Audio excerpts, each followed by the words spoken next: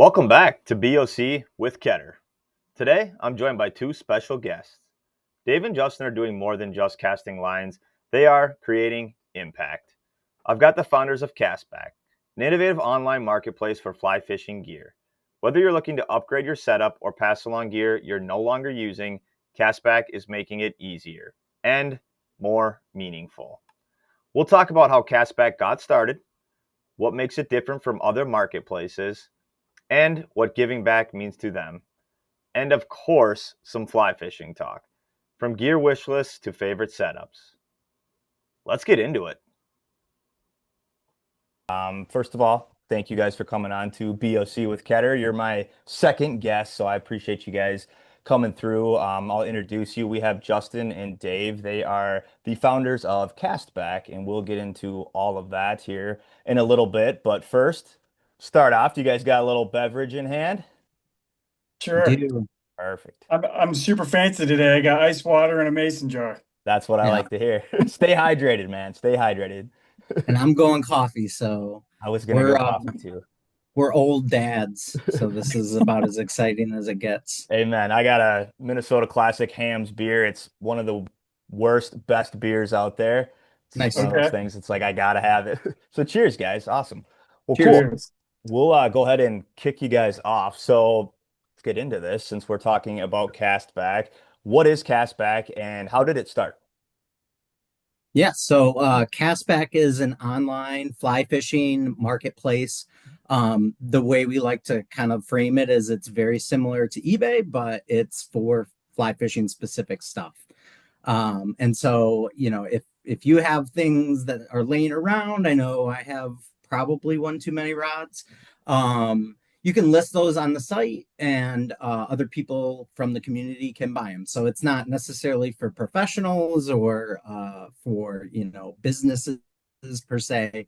It's within the community, me to you, selling my used fly stuff that I don't use anymore. That's awesome. Yeah, So so the anyway, oh I sorry, think go I ahead. Oh yeah. I think I missed the second part of the question which was kind of Yeah, where the did it idea of come kind from? of, yeah, how did that kind of just stem? I know you two, I've looked on your website a lot and just kind of read about everything. But yeah, how did you guys kind of come up with the idea of doing this?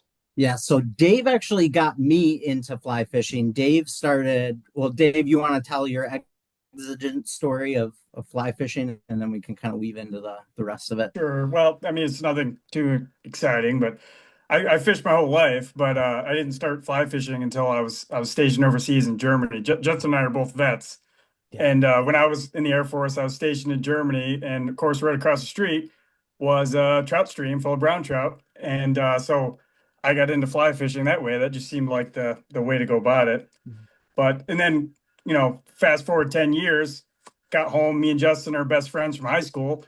He decides he wants to give it a shot, and in his process of acquiring more gear, we kind of realized the void of access to used gear. I mean, of course, you have marketplaces and eBay, but there's really no way to filter what you're trying to find, and you're not really sure who you're dealing with.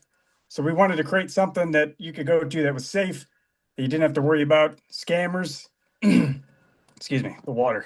Get a little water in And you. of course you could filter it, because I hate it when you go on eBay, all you really have is, search for an Orvis Helios 3 or whatever, but you can't really I like to be able to, like, when I'm shopping for a car, I want to click, Ford F-150, this engine, however you want to do it, and then you can just see the couple that you're really looking for, you know.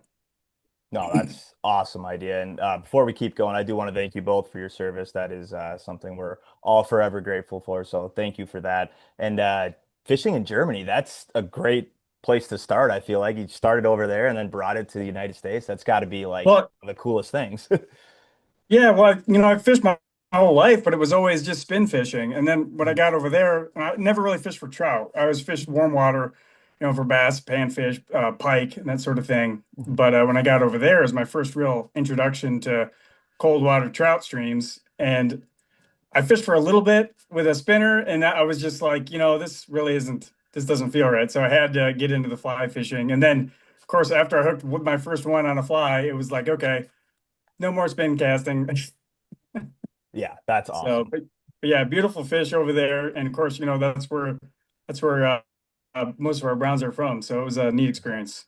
Yeah, Exactly. and I think at the time you mentioned to me, it's like he didn't really realize the mecca he was in when he started, and then you come back to the States, you start learning about things, you're like, browns are something that people chase. I've spent years just on little blue lines or little ponds getting panfish, and it wasn't until I started getting serious where I started learning like, oh, these are like Yeah. trophy fish that people go after. Dave was just like right across the street from him. That's Yeah, I didn't unbelievable. realize how lucky I had it at the time either, because I was just getting into fishing for trout, and yeah, I had it unbelievably lucky. It was stone's throw away. That's unreal. Yeah, brown trout, like I always tell all my friends, like they are the moodiest, one of the hardest fish to catch. And when you can like make everything work and catch a brown trout, it just always seems like you're just doing everything right. It's like I tricked a very smart, moody, beautiful fish. Like it's always rewarding to catch a brown trout, that's for sure. Top tier stuff. Absolutely. Yeah. Agreed, agreed. Yeah, they're absolutely stunning. If I ever get one that's I'd get a replica, but if I ever get one that's, pushing that 22 to 25, I'm absolutely getting a replica and throwing it on the wall. There's no question. Yeah. Yep. That's Yeah, I awesome. don't see a lot of people doing the skin mounts anymore. I think No. what is your experience with that? Yeah, I honestly don't know if too many taxidermists will even do that anymore. Oh, Like maybe really? if Yeah, you like have a buddy who's been doing it for, years or, your uncle who's been doing taxidermy for 30 years, probably do that. But most guys I talk to and like at expos and stuff, which I'm sure you guys do that too, they're always like, get me a replica, get me a replica. yeah, Put the fish back. That fish 100% deserves to go back. It's lived its life. It's tricked predators, it's tricked fishermen for years. Like, let it go. And I yep, 100% agree. yep, But right someday, on. gotta catch one. I'm not into that bracket yet. That's awesome. Cool. I'll ask you guys another question. So you've mentioned like eBay and there's marketplaces, there's Facebook, there's eBay, there's all sorts of places. But in your guys' opinion, what makes Castback different from those other marketplaces? Yeah. So, I mean, Dave pointed out one thing. There's a number of benefits. The searching, the filtering, that can get you, very specific items that you're looking for. That's great. A lot of marketplaces have that. We are obviously designed for fly fishing. What I think another benefit is that we're able to keep prices really cheap. It's free to use. You can list your items for free. There's a 6% fee to the seller if the item sells. And then we take 5% of our revenue, our annual revenue, and we push that over to Project Healing Waters, which Hmm. is a veteran fly fishing charity focused on helping guys and gals who are veterans who have PTSD through fly fishing and fly tying activities. So you'll get a cheaper price, hopefully, by using Castback, and then a portion of what you pay goes to helping veterans, and specifically those with PTSD through the fly fishing program that they have. That's amazing. I follow them on LinkedIn, and they've posted some incredible stories. And it's like, I mean, just getting people into the outdoors and showing them something different has to be healing. So that's incredible. I love that. Yeah, thank you. Yeah, Absolutely. so and what we're trying to do is create a space that's becoming more of a community. The marketplace being one aspect of that. I've noticed in trying to get gear that a lot of times when I'm on eBay or I'm on, Craigslist or something, and I find an item, oftentimes there's more than just the exchange of cash and goods, right? Like we have conversations. The guy that I bought my first rod off of on eBay, like I'm going out to fish with him next week in Colorado. So like it it's more than just, exchanges. And I think that the long-term goal is to really grow that community in that space. eBay's great, it has a global reach, and that's awesome. You're gonna put more eyes on your items. But you're also sifting through everybody's stuff, fly fishing or not, like Dave said. And that can be onerous. And it's a big corporation that now needs to feed the monster. And so the fees come along with it. Oftentimes when I was buying rods off of there, I treat it like a normal flea market or marketplace where it's like, I don't really expect to pay what I see on the label. Like, let's have a little barter session, right?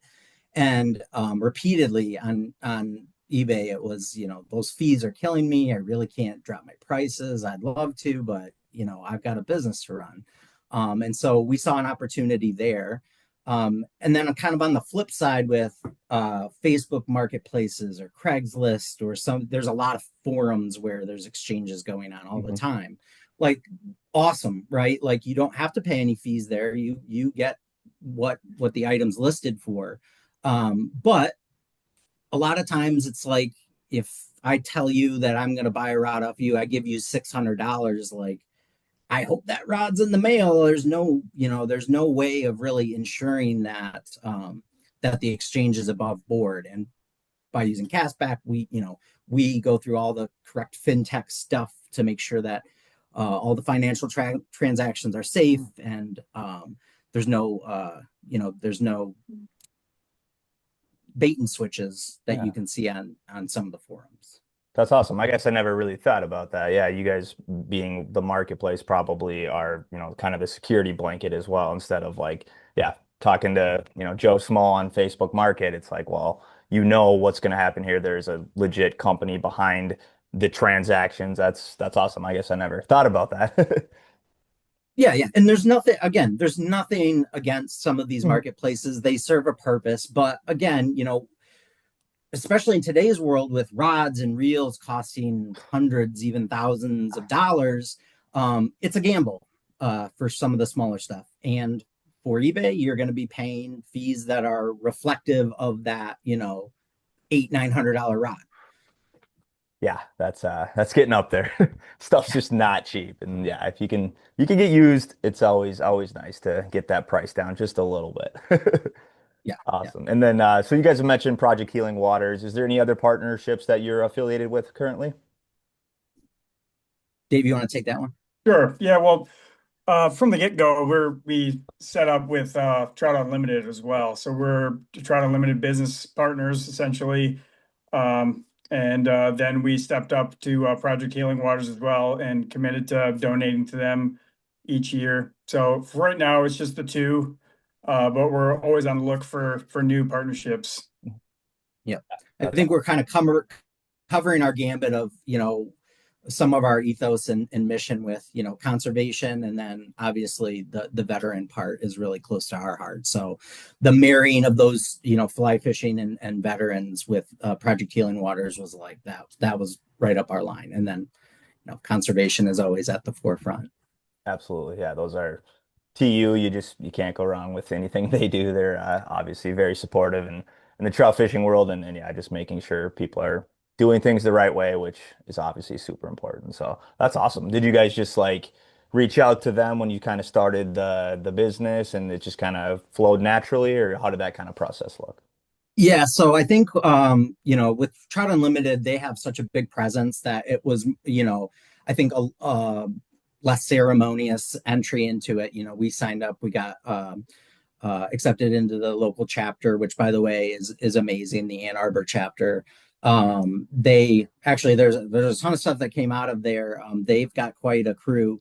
The 70-degree pledge, I guess one of the gentlemen who came up with that is out of the Ann Arbor sect. And then there's someone also who has designed something called the lawn trout, which is really great. Actually, I think I got one right here.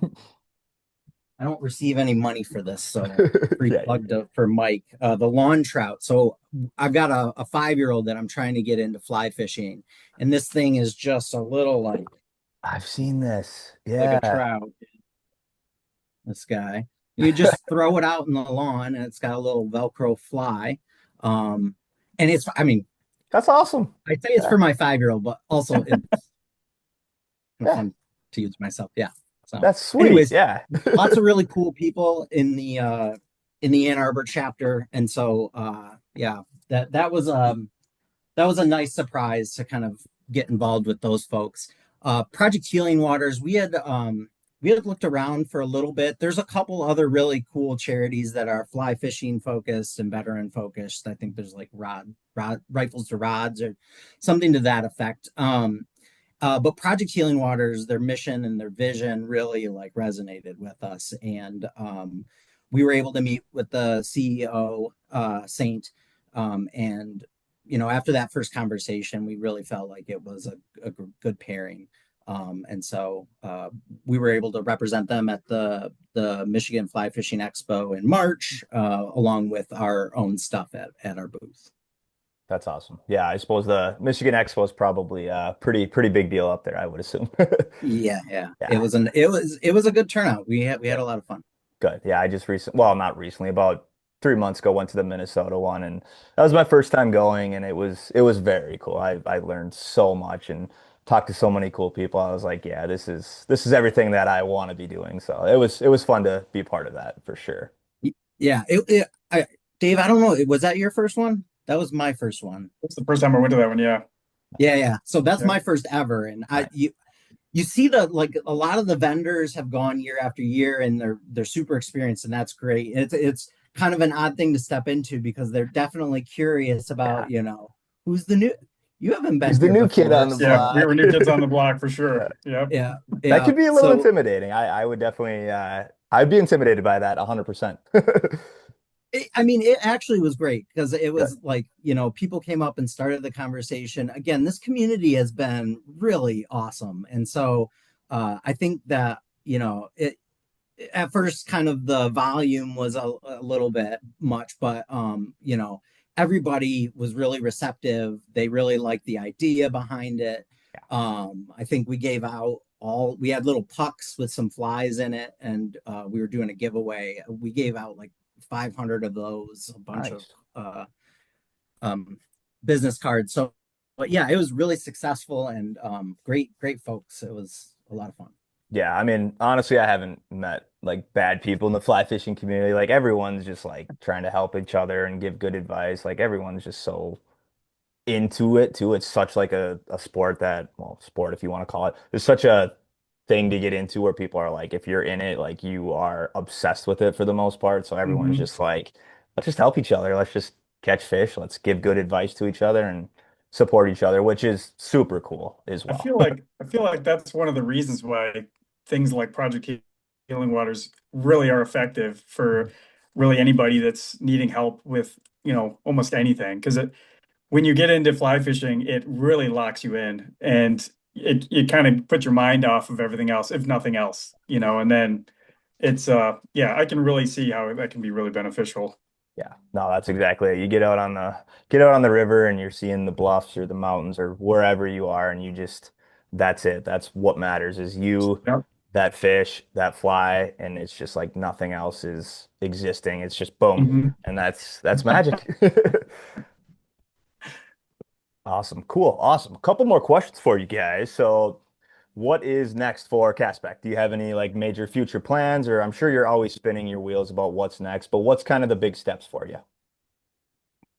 Yeah, I think so we stood up the platform in November, was it, Dave? Mm. Dave? Yeah. We're still in our first year. We're in our infancy. We came up with the idea in August of last year. We stood up the site in November. And we went to the expo kind of as a kickoff in March. So things have been really, really fast. Obviously, we're going to keep up on socials. Mhm. It is just Dave and I. We are dads. We do have day jobs. So, we're probably not as prolific as some of the other whippersnappers out in the fly fishing community. But because we stood up so quick, there's a lot of functionality that I think that is missing from the site. That's an expectation. We're very proud of what we have right now. There's definitely improvements that can be made. So we've got a good friend that's a software developer, and so he's working with us right now to kind of revamp the site, make it as simple and easy to use as possible. This idea was, I mean, it's not really a unique idea, this online marketplace for a niche thing. I also play drums and are really into collecting instruments, and that kind of was some of the spark behind this. Is I use an application called Reverb, and they did kind of the same thing where musical instruments are a very collectible item, and so they were able to move a lot of that traffic off of eBay and into their site. And they have a lot of really cool features that we would like to be able to offer too. And so our whole goal is to kind of make ours a similar experience where you can have a mobile app. On Reverb, I have certain symbols that I'm always looking for that they don't make anymore. So I have filters that tell me, hey, this symbol, somebody's selling it. They even have it to where you can look at prices for that symbol over time. Like, well, how much did other people pay for it? Right. So you can be transparent about, the value of these things, and know that you're getting a decent deal or not. Maybe I need to wait for that symbol, and same thing with these rods. I think that a lot of the technologies these days are great. And if you like new rods, like, cool, go buy a new rod, like support your fly shop, support these businesses. We're all for it. But the reality is, as soon as you walk out of that shop, it's a secondhand rod. And so, they add up over the years, and it's nice to be able to circulate that back into the community in some way. Absolutely. And I've been on your website quite a bit. I'm on it a lot, just always surfing and looking for stuff. And I will say, like, it is extremely user friendly. You guys have done a great job. It's very easy to click around and filter and just find what you're looking for. So kudos to you guys for being a year into it and starting something. I think it's extremely user friendly personally. Thanks, man. Thank you very much. Absolutely. Yeah. That mobile app though, that's a great idea. I Yeah. mean, everything, in the world we're in, it's just everything is right here. And it's like, yeah, you get on a Yep. mobile app, that would change some things for sure. That's Yeah, definitely my going to be vision is like, that'll be a big upgrade once we get to that. That is our end goal, is to have all this together, have the website working smooth, have all the features we want, and step into the mobile application. That's like Yeah.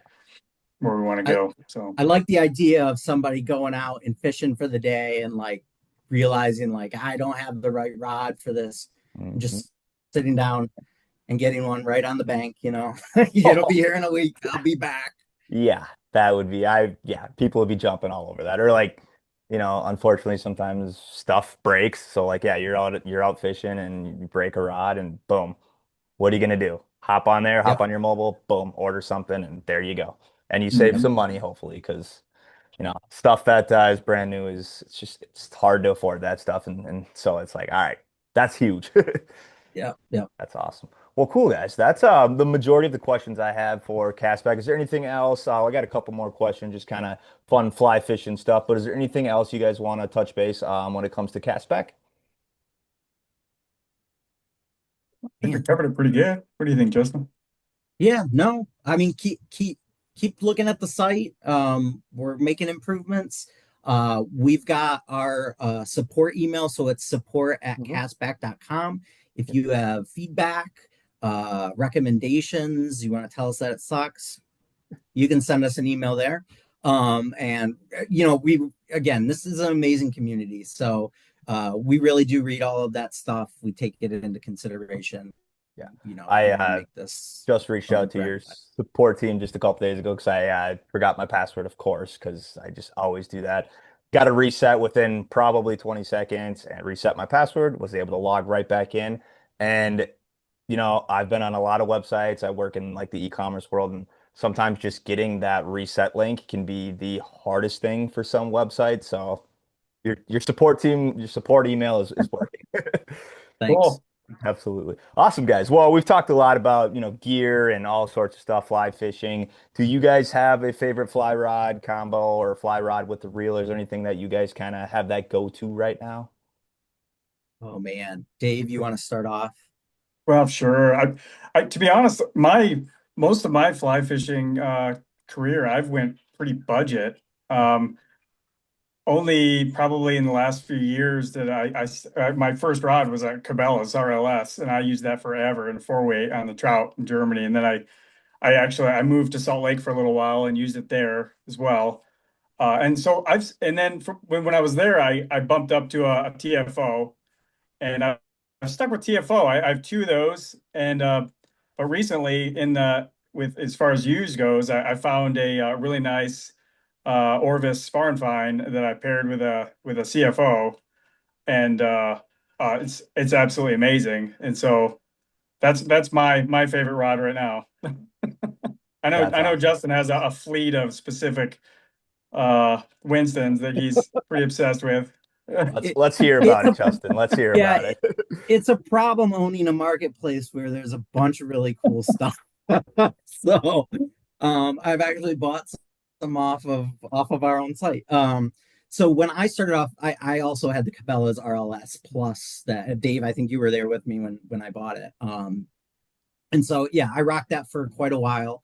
And then it was a couple years ago that something clicked. I finally was starting to hit fish on it, and I was like, dude, this is awesome. But I need to you can tell when a rod kind of reaches its limit. I'm sure a lot of it was my problem too, but it got to the point where you could tell, like, I know that I could probably get this cast out further if this was a different line or a different rod. So I decided to upgrade at that point. I've been through a lot of them, but I recently found the IMX line from Winston, which is, they don't make it anymore. It's an old line of blanks. And I think they were made from like G. Loomis blanks. Not sure. It was early graphite technology that kind of acts similar to fiberglass. So it's got, I would say, a slower to moderate action on it. The first one I got was a 3-weight, just to kind of noodle around on some of the blue lines around me. And I'll tell you what, that thing is so much fun. As soon as I got that out, I was like, I want all of the IM6s. And so I've got 3 now. So we've got the 3-weight, I've got a 7-weight, and then I've got a 5-weight, a Joan Wolf special. So that was one of the higher end ones that got made. And Joan Wolf was pretty prolific, and Dave taught me this in kind of casting with your thumb. So there's a nice like divot in the cork. It's beautiful. I have learned over the time that probably the 7-weight with the moderate action, it's good at throwing like big foam flies, but not so much with the streamers. The slow action, just, I'm kind of ending up on the lawn behind me half the time, or, in the water. And so I think my next one's going to be something with a faster action, maybe bump up to an 8-weight. I'm totally happy with my 3 and 5 and the IM6s, and like, I can't speak highly enough of them. They're my babies now, other than my 2 other kids. But Fair enough. Fair enough. That's awesome. I'll have to check into that.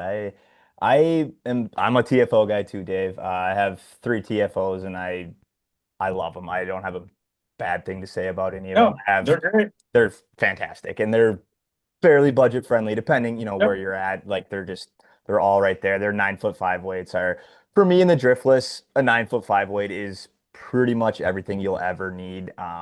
You can go up to the North Shore in Minnesota, and you guys are obviously familiar with the Great Lakes and stuff. And at that point, Yep. you're gonna need something bigger. So I do have Yep. an Echo lift with a 9-foot 8-weight, and I love that. Mhm. And I have been throwing it a lot in the driftless with big streamers, and it has been working, but it's bulky. You're in those little driftless streams, and it's like, oh boy, I got a 9-foot 8-weight out here. This Yeah. is tight. But yeah, TFO is a great brand, and I do enjoy that Echo lift as well. But Winston, it's something I've always had on my radar. well, buying secondhand can get you something that normally is a lot of money. I mean, I Yeah. know their new stuff is also like fancy, and I'm sure a wonderful, wonderful buy, but they're old, like any of the older stuff, like it's still great technology. Yeah, And some people just like that stuff, for the nostalgia. So they do. Yeah, they're everything I on your guys' site is where I see most of that winch stuff. There seems to be a lot of those on there, and every time I'm looking at them, I'm like, these are unbelievable. Like they look very vintage, very cool, and just like yeah, it's like I kind of want one of these. So maybe my next one will be off of there too. I might have to pull the trigger on that. Awesome. So since we're still kind of on the gear talk here, I think every angler kind of has a gear wish list. Do you both kind of have one going right now of things that you want, things in the future, anything like that? Oh boy. I want to make sure my wife can't I hear me. know.